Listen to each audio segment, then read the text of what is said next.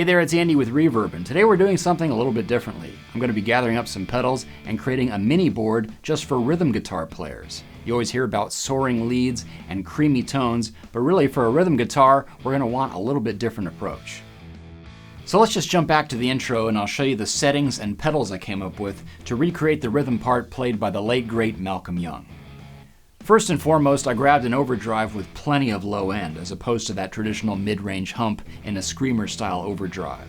Here you see the Fulltone OCD version 2, and I just happen to have a black one, but the white one has the same circuit. When you look at the settings, you'll notice that I hardly have any drive, and I'm using a lot of output to push my amp into overdrive. Also notice I'm using the LP or low peak mode, and this gets away from that mid-range hump like I referred to earlier. It just helps the pedals sit well with the rest of the band, as opposed to standing out front, which is Angus's job.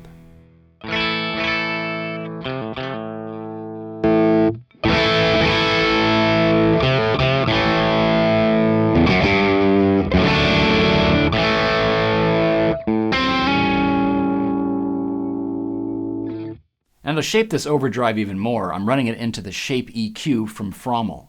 The idea here is to give a little bit more thump for a nice fat rhythm tone and just separate the rhythm guitar from the lead. So I'll just boost some bass, which is 75 Hz, and just subtract a little bit of mid-range.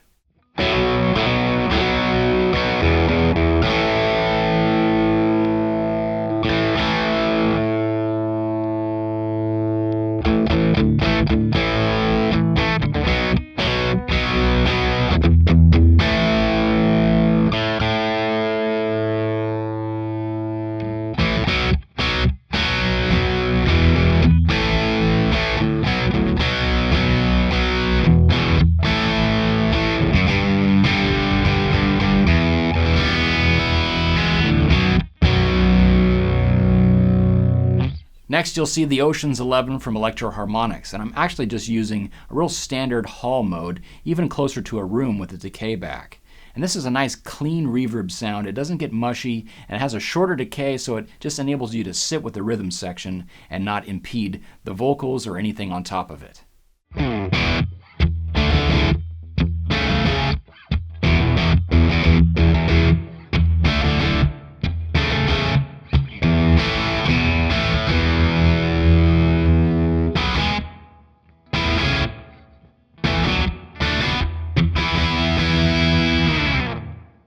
So I've swapped out the OCD for a Keeley Aria. As you may know, this one combines compression and overdrive, and you could flip the order to really nail the sound you're looking for in your rhythm parts.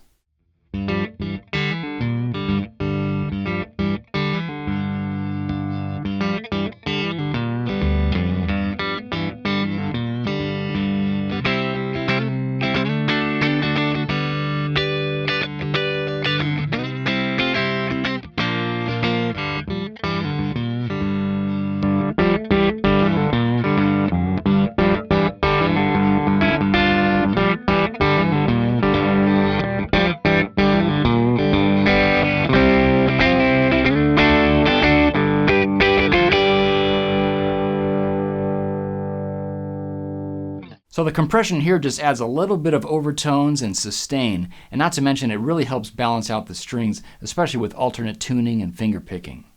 This time with the EQ, I'm boosting low, mid, and high frequencies, specifically 5.6K to add some jangle, a little bit of low mids, and again at 75 Hz for some thump. And with the Ocean's 11, this time I'm using the tremolo mode set to a slow and steady pulse. And the funny thing about tremolo and reverb is that you could kind of just have it in the distance, and it doesn't always have to sync up to the song 100%.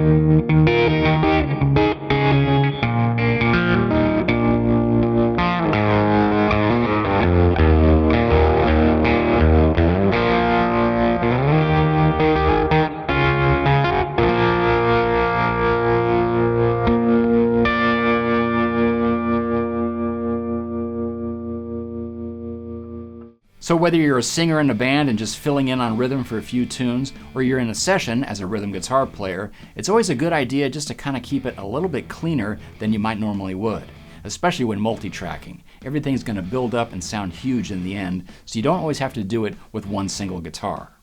Well, there's a mini board for the rhythm guitarist. Be sure to leave some comments below on what you'd like to see next in this series. Thanks for watching.